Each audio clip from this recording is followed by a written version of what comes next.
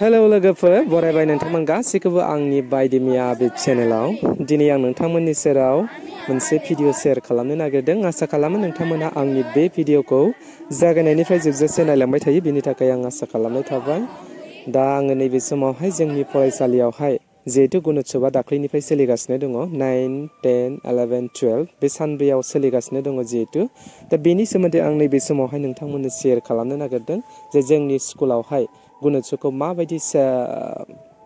खालामनाय जादों बेखौ आं नोंथांमोननो नैबे समावहाय शेयार खालामनो नागिरदों आसा खालामो नोंथांमोना आंनि बे भिडिअखौ जागायनायनिफ्राय जोबजासे नायलांथारो बेनि थाखाय आं खावलायनाय थाबाय दा अल आसाम नैबे समावहाय 5th राउन्ड गुनोत्सब सोलिगासिनो दङ बे 5th राउन्डनि जोंनि बाक्सा डिस्ट्रिक्टआ सेकेन्ड पेजआवहाय गोग्लैदों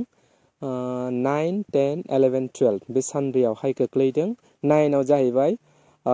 सेल्फ इभालुएसन जोङो दाख्लैबावै सेल्फ इभालुएसनखौ जोङो लाखांखाबाय बे सेल्फ इभालुएसनाव दङमोन अनलि रिडिं बेयावहाय दङ बर' आरो इंलिश एसामिसनिया एसामिस आरो इंलिश बे मोननै दङमोन दा जोङो बे रिडिंखौ जोङो लाखांखाबाय बर' आरो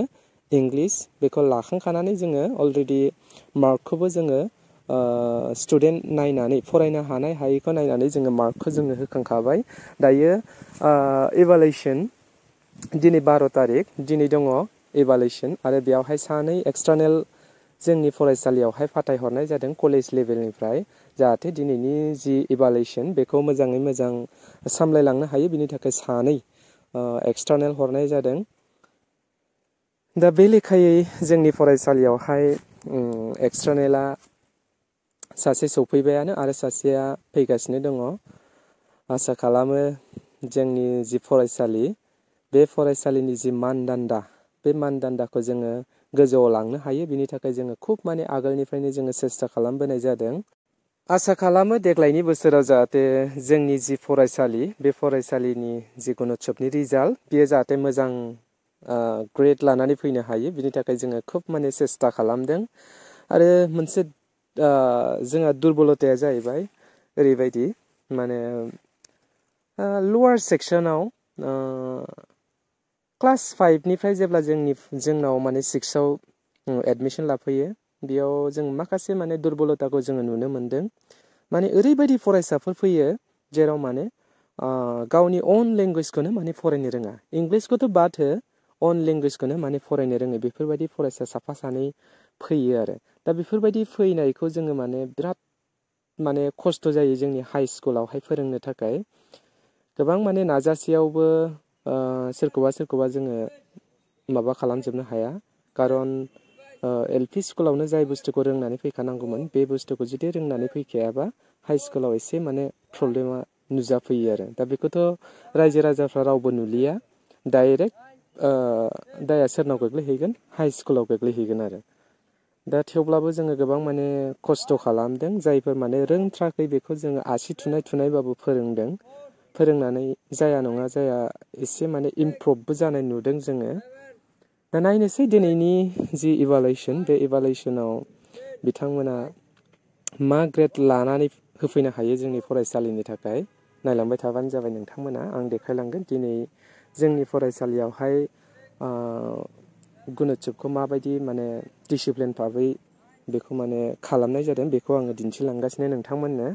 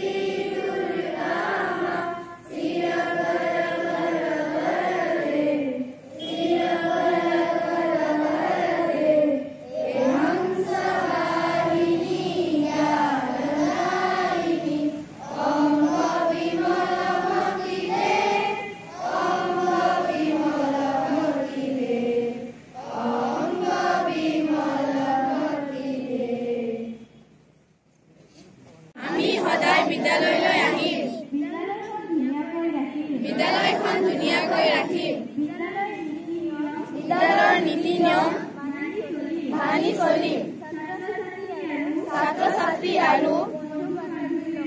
বন্ধু বান্ধৱীৰ লগত মিলা প্ৰীতিৰে থাকিম। পিতৃ মাতৃ শিক্ষক শিক্ষয়িত্ৰী আৰু জ্যেষ্ঠজনক শ্ৰদ্ধা জনাম। আমি দেশৰ ভৱিষ্যতৰ নাগৰিক। আমি আমাৰ দেশৰ সন্মান ৰাখিবলৈ চেষ্টাৰ পথত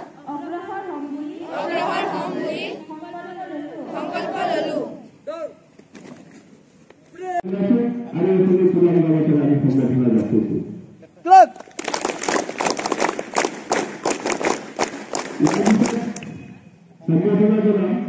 আমাৰ মাজত উপস্থিত আছে তেখেত CRCC ছাৰ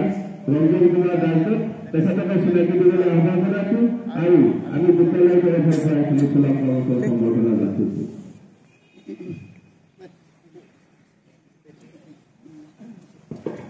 ইয়াৰ পিছত চিনাকি সম্বৰ্ধনা আমি জনাম তেখেত আমাৰ সন্মানীয় ইয়াৰ পিছত আমাৰ মাজত